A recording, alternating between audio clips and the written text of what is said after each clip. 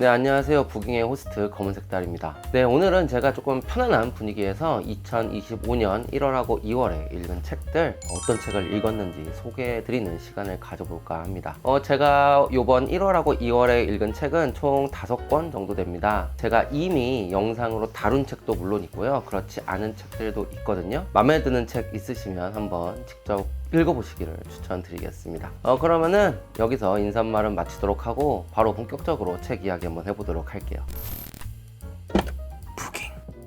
올해 1월에는 제가 거의 무라카미 하루키 책이랑 살았습니다. 왜냐면은 제가 1월 달에 무라카미 하루키로 하루 살기 뭐 이런 컨텐츠를 브이로그로 찍어서 올린 적이 있어요. 이제 리딩 브이로그, 책 읽는 브이로그였는데 되게 잘 찍었거든요. 제가 찍고 나서 편집하면서 내가 찍은 거 맞나? 진짜 편집 잘했다, 영상 촬영 잘했다 막 이랬는데 조회수가 100인가 나왔을 거예요. 브이로그는 아무래도 이게 그래도 계속 할 겁니다. 어찌됐든 제가 1월에는 무라카미 하루키 책 총 3권을 읽었는데요.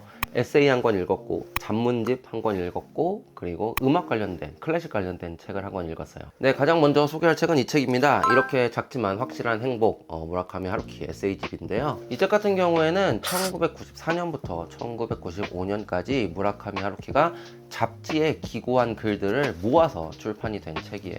대부분이 무라카미 하루키가 미국에서 생활하던 시절의 이야기를 담고 있습니다. 근데 제가 무라카미 하루키 에세이를 정말 많이 좋아합니다. 특히 내가 달리기를 말할 때 하고 싶은 이야기라든지 직업으로서의 소설가, 이런 책을 제가 정말 재밌게 읽었거든요.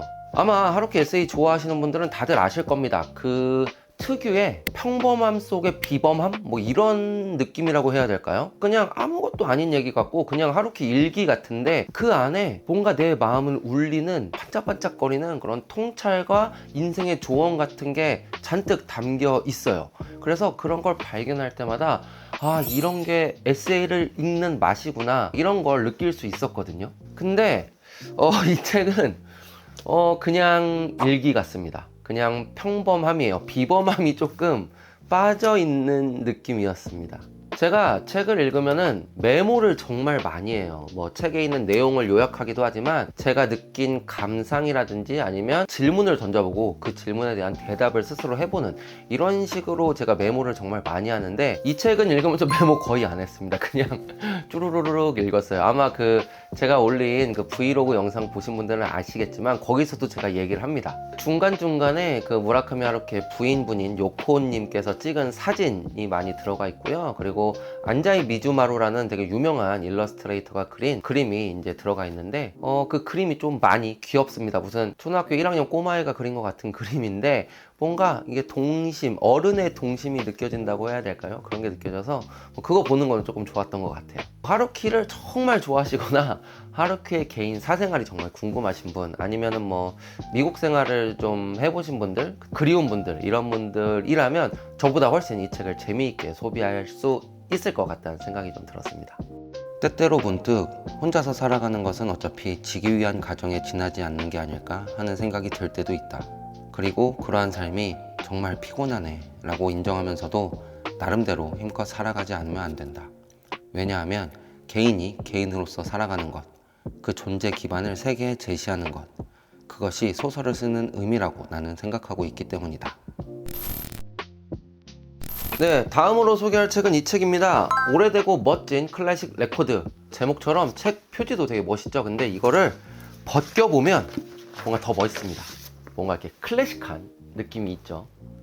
하루키가 클래식 레코드를 어마어마하게 모으는 수집광이라고 합니다. 그래서 무라카미 하루키가 직접 모은, 그러니까 소장하고 있는 클래식 레코드들 중에 추천할 만한 그런 레코드들을 소개하는 책이 바로 이 책, 오래되고 멋진 클래식 레코드라는 책이에요.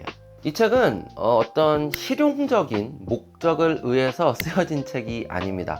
이건 제 얘기가 아니에요. 물론 저도 그렇게 생각하지만 무라카미 하루키가 직접 그렇게 말하고 있습니다. 쉽게 말해서 제가 취미가 레코드 모으는 거라 이렇게 모았는데 그 중에 이건 좀 좋더라고요. 이 정도로 말하는 책이라고 보시면 될 것 같아요. 그래서 여기에는 정말 많은 클래식 레코드들, 그리고 클래식 음악들이 소개되어 있는데 중요한 건 무라카미 하루키가 좋아하는 클래식 음악을 소개하는 게 아니라는 겁니다. 무라카미 하루키가 좋아하는 클래식 레코드를 소개하는 거예요. 예를 들어 뭐 드뷔시의 노래를 소개하는 게 아니라 드뷔시의 1집이 있을 때 그 1집을 A라는 피아니스트가 연주한 게 있고 B라는 피아니스트가 연주한 게 있고 C, D, E, F 쭉 있을 거 아니에요. 그 중에 나는 A랑 C랑 F가 좋더라, 뭐 이런 식으로 클래식 레코드에 대해서 이야기를 하는 책이에요. 정말 클래식의 조예가 깊은 분들이어야만 이 책을 조금 이해할 수 있지 않을까 하는 생각이 들었습니다. 그래도 중간중간 무라카미 하루키가 어떤 연주를 들었을 때 그것을 어떤 식으로 표현하는지 뭐 이런 것을 알 수 있는 문장들이 있어서 그런 문장을 찾는 거는 조금 즐거웠던 것 같습니다. 이 책은 클래식의 조예가 깊은 마니아분들, 이런 마니아분들이 읽으시면 좋을 책인 것 같아요. 그런 분들이 이 책을 읽으면 아마 무라카미 하루키와 함께 클래식에 대한 즐거운 대화를 나누는 듯한 기분을 느끼실 수 있을 것 같습니다. 아쉽게도 저는 그 기분을 느끼지 못했어요. 이른바 명반이라는 것에도 거의 관심이 없다. 세상의 평가나 기준이 때로는 내게 해당하지 않음을 경험으로 알기 때문이다. 남이 내리는 평가보다 나 자신의 귀를 신뢰한다. 혹은 취향을 우선으로 한다. 좋다, 나쁘다, 훌륭하다, 아니다에 대한 나의 판단이 때로는 틀릴 수도 있고 부당할 수도 있지만 그로 인해 누군가에게 피해를 주는 일은 없다. 아마 없을 것이다. 다음 책은 이 책입니다. 무라카미 하루키 전문집. 제가 1월달에 읽은 책 중에 가장 좋았던 책입니다. 이 책은 정말 좋았어요. 두께가 꽤 있어서 읽는데 시간은 좀 걸렸는데 정말 재밌게 읽었습니다. 정말 색다른 하루키 글들을 만나볼 수 있었어요. 이 책에는 무라카미 하루키가 발표하지 않은 에세이와 단편 소설, 그리고 뭐 다른 작가 책에 써준 서문, 인사말 뭐 이런 걸 비롯해서 아주 짧은 수필들을 이렇게 담고 있는 책이에요. 그리고 이 책에는 정말 다양한 주제의 글들이 들어있는데요. 그 중에서 저는 음악에 관하여 라는 챕터에 있는 글들이 다 좋았어요. 뭐 짐 모리슨이라든지 그리고 빌리 홀리데이라든지 비치 보이스라든지 이런 정말 전설적인 아티스트들에 대한 무라카미 하루키의 이야기가 담겨 있는데요. 뭐 그 사람들을 모르더라도 음악을 좋아하는 분들이라면 이 부분을 정말 재밌게 읽을 수밖에 없으실 겁니다. 이 책 무라카미 하루키 전문집은 제가 정말 재밌게 읽은 책이고 여러분들에게도 너무너무 오래오래 소개하고 싶은 책이라 제가 따로 긴 영상으로 제작을 해서 이 책을 소개해 볼 생각입니다. 그래서 이번 영상에서는 이 책에 대한 소개는 여기서 마치도록 하고, 이 책에 대한 긴 영상 놓치시면 안 되잖아요. 그러니까 구독 눌러주시고 좋아요 눌러주시면 정말 감사하겠습니다.